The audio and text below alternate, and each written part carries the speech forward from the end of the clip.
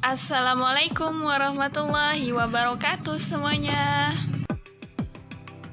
Telah kita ketahui bahwa sekarang ini di Indonesia kasus COVID-19 masih saja bertambah, di mana setiap ada kerumunan massa maka akan menyebabkan gelombang baru dari kasus COVID-19 ini. Tidak hanya di Indonesia, bahkan hampir di seluruh dunia, COVID-19 ini masih saja eksis sampai sekarang. Akibat dari kasus ini cukup mempersulit hampir seluruh kalangan masyarakat, karena dapat mengakibatkan kerugian, gangguan mental, dan bahkan banyaknya kasus kematian. Penyebab dari kasus ini adalah virus, yang kita sebut dengan virus corona, yang mengakibatkan dunia mengalami pandemi. Sampai sekarang pun masih belum ditemukan vaksin yang dapat mencegah penularan virus ini. Hanya saja ada upaya pencegahannya. Upaya pencegahannya yaitu dengan mencuci tangan, kemudian menjaga jarak, dan juga memakai masker. Oleh karena itu, seluruh kalangan masyarakat dihimbau untuk menerapkan protokol kesehatan pada zaman new normal ini. Dari kasus tersebut, sebenarnya apa sih virus itu? Oke, mari kita bahas. Virus merupakan mikroorganisme, yaitu organisme yang memiliki ukuran yang sangat kecil. Karena ukuran yang kecil inilah, kita tidak bisa melihat virus dengan mata secara langsung. Virus hanya dapat hidup dan bereplikasi ketika berada pada sel inangnya. Inangnya ini bisa berupa hewan, tumbuhan, ataupun manusia, seperti kasus COVID-19 ini. Terus, bagaimana kalau virus tidak berada pada sel inangnya? Misalkan pada benda mati. Maka, hal ini akan membuat virus mengkristalkan dirinya, yang disebut dengan virion. Oke, sekarang kita akan membahas tentang ciri-ciri virus. Virus hanya mempunyai satu asam nukleat saja, yaitu DNA atau RNA. Ukuran tubuh virus sangat kecil. Diameter ukurannya hanya sekitar 17 sampai 1000 nanometer saja. Bentuk ini hanya bisa dilihat dengan mikroskop elektron.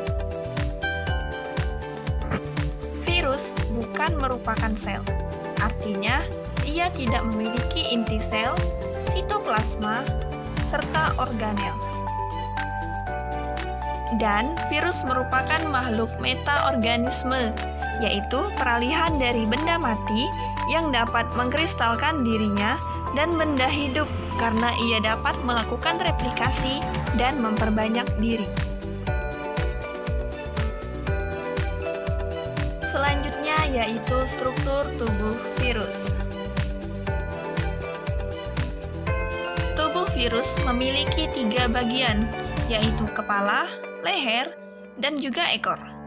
Pada bagian kepala virus terdapat asam nukleat, yang kemudian bagian kepala ini dilindungi oleh unit-unit protein yang disebut kapsid. Pada bagian ekor terdapat lempengan dasar dan juga serabut ekor. Pada setiap ujung serabut ekor terdapat reseptor untuk menerima rangsangan. Bentuk tubuh virus tidak hanya kompleks seperti pembahasan sebelumnya, tetapi bermacam-macam, yaitu spiral, ikosahedral, berpelindung, dan juga kompleks. Contohnya yaitu tobacco mosaic virus yang berbentuk spiral, adenovirus yang berbentuk ikosahedral, influenza virus yang berpelindung, dan juga bakteriofag yang berbentuk kompleks. Berikutnya, kita akan membahas tentang replikasi virus. Sebelumnya, tahukah kalian bagaimana virus memperbanyak diri? Adakah yang sudah tahu? Oke, mari kita bahas. Virus melakukan replikasi dengan dua cara, yaitu daur litik dan daur lisogenik. Mari kita bahas satu persatu. Pada daur litik, virus menonaktifkan sel inangnya dan mengambil alih organel-organel sel untuk digunakan dalam proses replikasi dirinya. Tahap pada daur ini ada 5, yaitu adsorpsi, penetrasi, sintesis, perakitan, dan lisis.